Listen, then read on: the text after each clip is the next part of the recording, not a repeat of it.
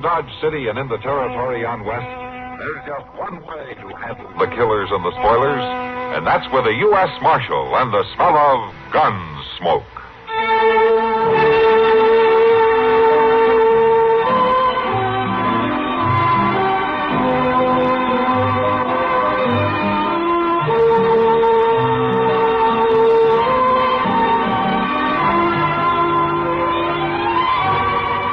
Gunsmoke, starring William Conrad. The story of the violence that moved west with young America. And the story of a man who moved with it. I'm that man. Matt Dillon, United States Marshal. The first man they look for and the last they want to meet. It's a chancy job, and it makes a man watchful. And a little lonely.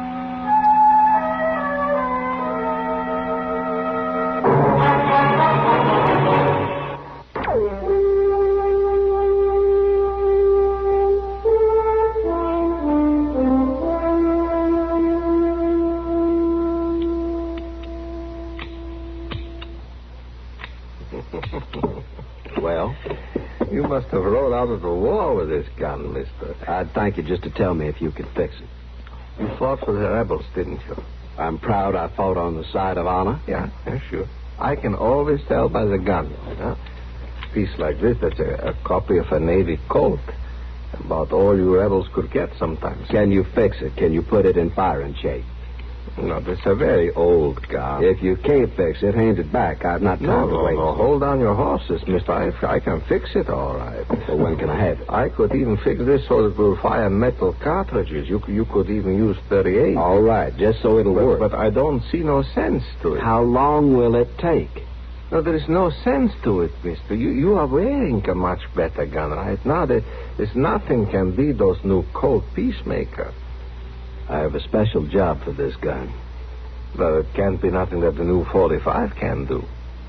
This gun missed its chance once. I'm going to see it doesn't miss it again. I'm not sure I know what you mean, mister. You just fix the gun. When it's in firing shape, bring it to me at the Dodge House.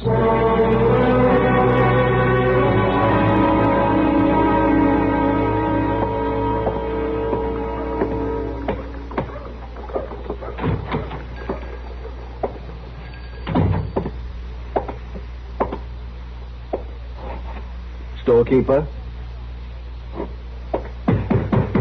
Storekeeper? Just a minute, mister. I'm not accustomed to being kept waiting. I said just a minute. We'll see how you can keep your business going if you're not here to wait on customers. Well, now, no use getting riled, mister. I've got a lot of things to do back there in the storeroom. Folks in Dodge know I'm here. They know I'll wait on them as soon as I can. Poor way to run a business. You want something, or you just come in here to talk? I want a coffin. Oh, well, I'm sorry about that, mister. I don't require sympathy, just a coffin. Well, all right. How much do you want to pay? I don't care how much I pay. I want the right one. Well, I don't carry many fine caskets, mister. Not much call for 'em out here. I want a box like the North used during the war between the states. An army coffin? I ain't never carried nothing that cheap in my whole store. Have one made up then.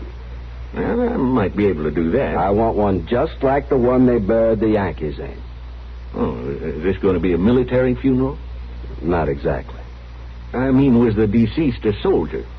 He was a soldier once. He should have died a soldier. Well, now, it don't make much difference what kind of coffin a man's buried in.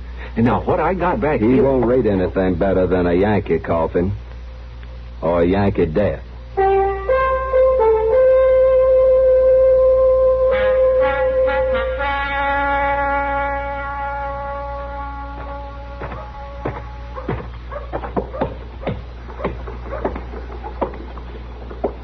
Sir? Oh. My name is Yancey Groat. I'd like some information. Why, sure, Mr. Groat. Be glad to tell you just about anything you might like to know. My name's Chester Prowse. I want to bury him. Oh, my gracious, Mr. Groat. That's a shame. And I want a preacher to read the service. Sure you do. It's only fitting. It's a funny thing, though. What? Well, I can't recollect anybody around these parts who's died recent. It doesn't matter. Well, now, Mr. Groat, begging your pardon, but it might matter a good deal. All I want is the name of a man to read the service. Well, now, that's just it. Some folks would want one kind of a burying, and some folks would want another. Folks around here who call for a preacher seem to like to be spoke over or sung over. Just give me a name. They either like a lot of words telling what a fine fellow there was, or they like to be sung away gentle-like. Is the body here in Dodge? Not yet. Oh. Being freighted in, is he? No. He's riding in.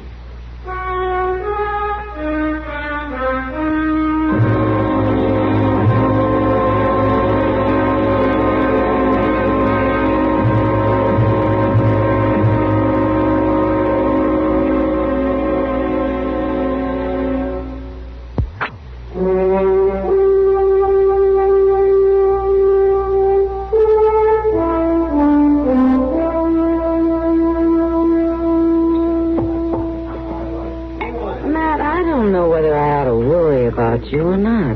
What? Well, you're almost beginning to live like a normal man for a change. Oh, how's that? Well, you've been staying around town, not riding off all over the countryside. You've even taken time to eat most of your meals sitting at the table. Yeah, and I've let out a notch in my belt, too. You look fine, Matt. Oh, thank you, Kitty, but just so it doesn't go too far. What do you mean? That'd be a fine thing if I got up one morning and couldn't buckle my gun on, wouldn't it? Be all right with me. Kitty, it's because it's been quiet lately. There you are, Mr. Dillon. I declare I've been looking all I knew over it for you. couldn't last. What is it, Chester? Excuse me, Miss Kitty. Sure, Chester. Well, Mr. Dillon, it ain't exactly trouble. It's more amusing like. Oh, what's the story? Well, I guess it ain't a story exactly neither. Well, for heaven's sakes, Chester, say it out, whatever it is. Well, it's about that fella I met out on the street. What fella, Chester? Name of Groat, I think it was. Yancey Groat? Why, yes, ma'am. You know him, Miss Kitty? I've heard about him. Well, I tell you, it was real comical. He come up to me. Chester, what did he come up to you about? Well, that's just it. He come up to ask about getting a preacher for a burying. What's so funny about that? Don't you see, Mr. Dillon? He's getting pretty far ahead of himself. He wanted this preacher to bury a man who ain't even dead yet. He ain't even in town. Well, is he sick? No, sir, he ain't sick. He's riding into Dodge as fine as can be. This Groat says he knows he'll be needing a preacher when he gets here. Now, don't that beat all? Matt, Yeah, what is it? it may not be so funny. You mean you know something about this? Well, I've been hearing strange things about Yancey Groat. Well, what kind of things? Well, old Walt Dow was in here the other night. Or did he sell Groat a gun? No, not exactly. But he was telling the boys at the bar about how this stranger wanted him to fix up an old Confederate pistol. The man wanted to use it to even an old score. And the man was Groat, huh? That's right. And then today, Jonas came in with a strange tale about him, too. It seems he was pricing coffins. Yeah.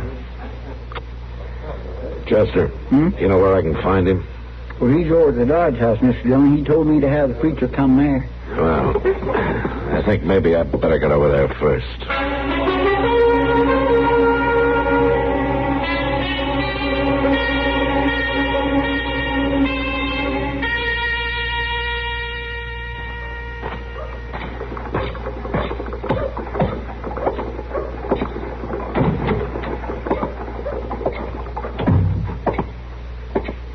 Hello, Toby. Oh, evening, Marshal. You, got somebody registered here by the name of Groat?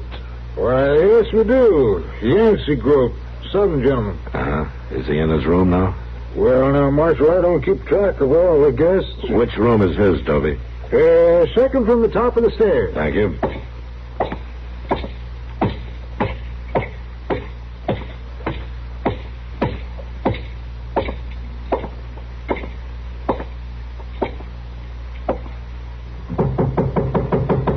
Groat, are you in there? Who is it? Matt Dillon, U.S. Marshal. Open up. Come in, Marshal. Come in. Thank you. Let me get those rags off that chair so you can sit down. No, never mind. It's all right. I've been polishing my gun. Oh? Is that the one that Walt Dow fixed up for you? You know about that? Well, half of Dodge knows about it. The old man talks a lot. You have to admit, though, it was no ordinary job. Fixing an old, worn-out gun. No, I suppose not. Dow does nice work. You care to take a look at it here, Marshal? Got the action nice and easy.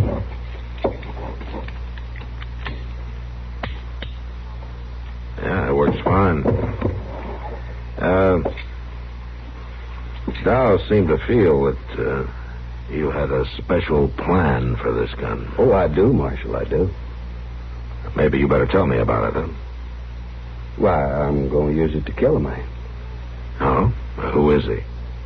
I don't think you know him, Marshal. Not that it make any difference. He isn't here yet. What's his name? His name's Tom Haskett. He'll be here in a few days. He's coming with a herd of cattle. And I'll be waiting.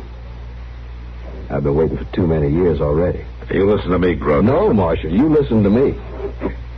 There's nothing you can say to stop me. There's nothing you can do that'll save Haskett's life. I saved it once myself. And it was the biggest mistake I ever made. You're sure trying to make a bigger one. I know you're doing your duty as a lawman, but I'm here to do my duty, too. And I'm going to finish something I should have finished at Manassas. Most folks are doing their best to forget about the war, Groat. I had him there lying wounded at my feet. A Yankee soldier.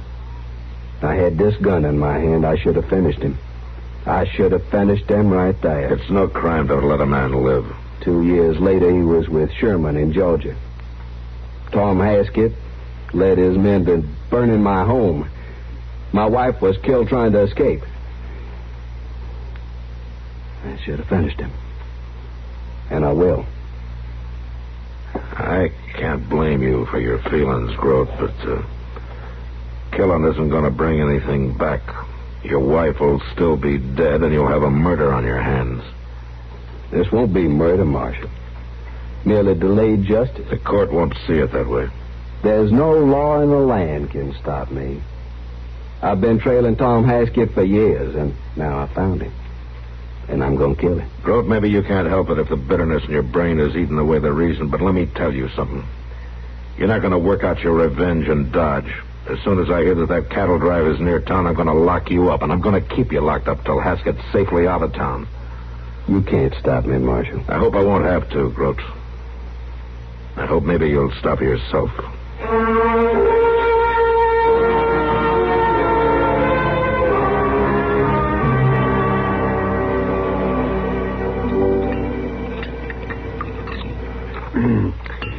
You know, Matt, it isn't the grudge that's causing the trouble. Oh, what do you mean, Doc? Well, lots of folks carry grudges. And some of them never get rid of them as long as they live. Well, Yancey Groat's sure never going to get rid of his. I know. And if you just stop and think, about half of this whole country is carrying a grudge it'll never get over either about the war. Yeah, I guess you're right, Doc. Mm-hmm. The trouble comes when folks can't control themselves about whatever's eating at them. When they're so riled up, they have to hurt or shoot or kill to get it out of their system. Yeah, like Groat. Now, I'll tell you something else, man. You may be able to lock him up or chase him out of town and keep him from doing any killing this time, but it won't stop him in the long run. He's the kind that won't let himself be stopped. Ever. Maybe so, Doc, but I sure got to try. Of course you do. Yeah. And here comes Chester. Looking hungry. Well, he hasn't eaten for at least an hour and a half. Of course he's hungry. Hello, Mr. Dillon. Doc. Chester, come on, sit down. Have your dinner, Bart. Thank you. I could sure use something, and that's a fact. It's a wonder to me you had the strength to get here, Chester. It must be at least 5 minutes after noon already. Well, I would have been here soon. You can count on that, but I was held up at the corner by Mr. Doby. Oh, what's on his mind? It's about that Groat fellow, Mr. Dillon. I swear he just about makes as little sense as anybody I ever run into. What's he done now? Well, it ain't that he's done nothing. It's what he ain't done that makes you wonder. What? Well, you know how he was going around town making all kinds of arrangements for a burying. Yeah, go on. Well, sir, he's left town. Left town? Are you sure? Mr. Doby says he packed out early this morning, cleaned out his room, and rode off. Well, does Doby know where he went?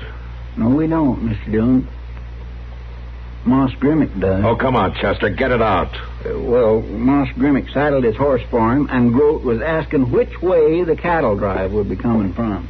Yeah, what do you have, Chester? Bring him something to eat in a hurry. Well, now, I ain't in no special rush. Yes, you are, Chester. Meet me at the stable in 5 minutes. We're going to be riding south.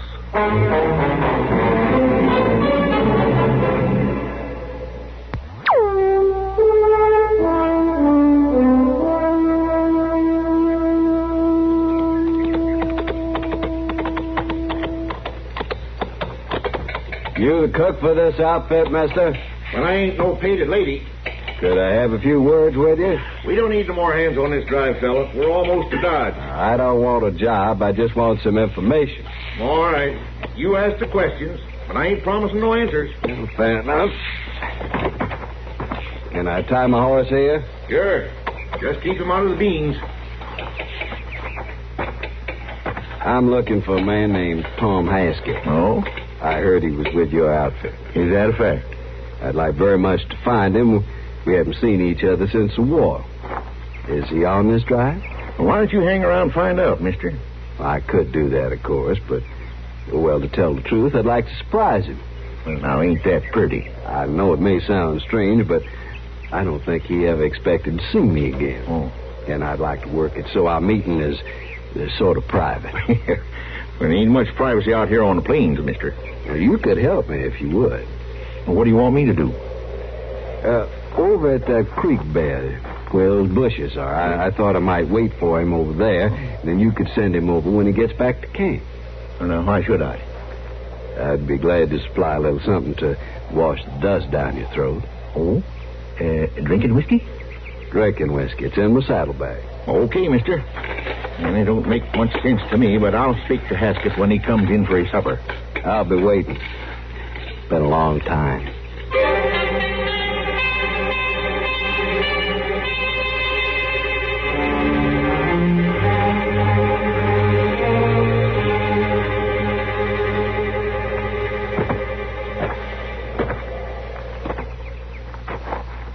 Somebody want to see me? You Tom Haskett? Yeah, I'm Haskett. Over here. What's on your mind, mister?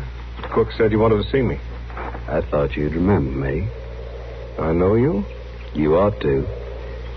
Maybe I can jog your memory. You remember Manassas? Second Bull Run? You bet I do. Was you there, too? I was there. Sound like a reb. I was a Confederate cavalryman. Hey, hold on a minute. You remember a stream bed just about like this, and you lying there wounded, firing as we advanced? And my gun jammed, and you could have picked me off easy, but you didn't? You're Groat. That's right, Haskett. Yancey Groat. Well, a big dog.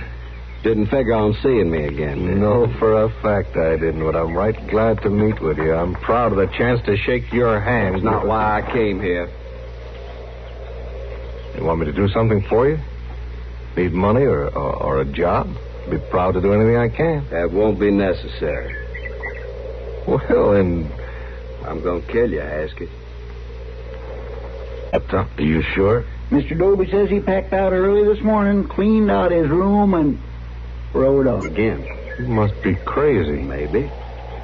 Maybe a man goes crazy thinking about his house burning down, his wife dying, and the man who did it. Oh, sure. Sure, it's a terrible thing. What's it got to do with me? You can stand there with the memory of that fire showing in your eyes and ask me a question like that. Well, now, listen a minute. You and your men on that march with Sherman, burning, looting, harming innocent You women. mean down in Georgia? I mean just outside Atlanta. Well, now, listen to me, Groat. Now, I was never in Georgia in my life. Not before the war, not during, not after. That's not what your sergeant said, Haskett. My sergeant? He identified you all right. Lieutenant Tom Haskett, he said. That's you, ain't it? Well, sure, that's me, but I'm not the one you're after. Listen, man, I can prove it. I was in prison. Burning a man's house, killing his wife, after his life had been saved. Look, shooting's too good for you, Hank. Groat, you got to give me a chance. I gave you one with the same gun in my hand. For the sake of heaven, Groat. No.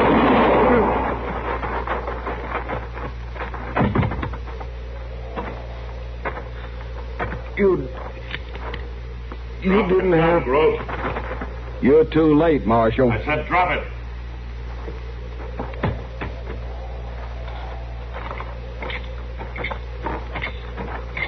Pick it up, Chester. Yes, sir. Is this Haskett?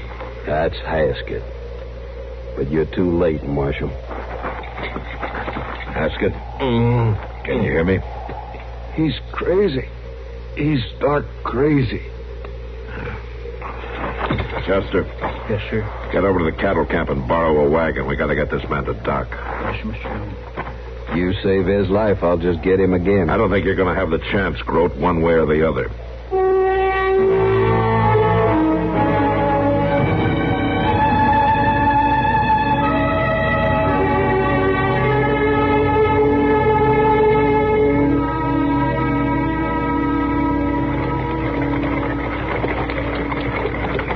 Hold up, Chester. There's Doc across the street. Yes, sir.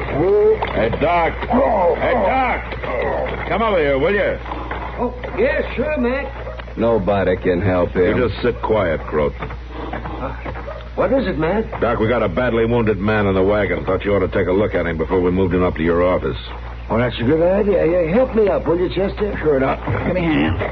Yeah. Thank you, Chester. Now then, you just lie still. Let me see. Easy on it. It'll just be a minute. What do you think, Doc? He's not good, man. Not good. Doc. We'll do what we can now, but just easy now. You're Doc Adams. That's my name. Don't you remember me? No, but it doesn't matter. Now, don't you worry about It it. does matter. Look at me, Doc. I'm Tom Haskett. Now, don't try to talk. You see, you got to remember Libby Prison, Doc. You remember Libby Prison? Sure. I was there long enough, but you got to be quiet. Look at my right eye, scarred. Scar? Let me see. You tell him, Doc. Tell him I was there. Why, I believe you're right. You mean you do remember him, Doc? Well, yes, Matt, I believe I do. I might forget his face, but I can never forget that scar. I worked hard to save that eye. He was in Libby Prison with you? Yes, he was. Right up to the end of the war. Then he couldn't have been with Sherman in Georgia. I just said we were in Libby, didn't I? Groat.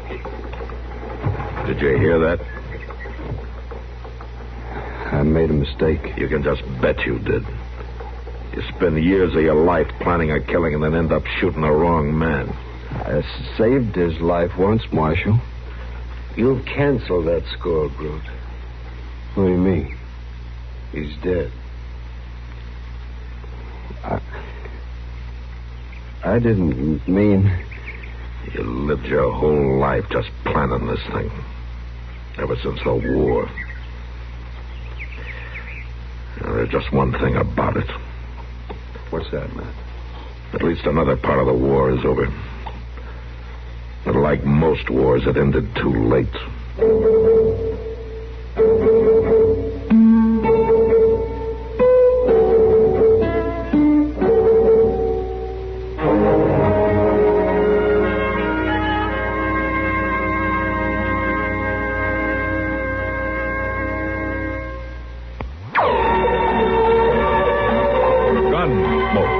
Produced and directed by Norman Macdonnell, stars William Conrad as Matt Dillon, U.S. Marshal. The story was specially written for Gunsmoke by Marion Clark, with editorial supervision by John Meston. Featured in the cast were Harry Bartell, Lawrence Dobkin, Jess Kirkpatrick, and Frank Cady. Harley Bear is Chester, Howard McNear is Doc, and Georgia Ellis is Kitty.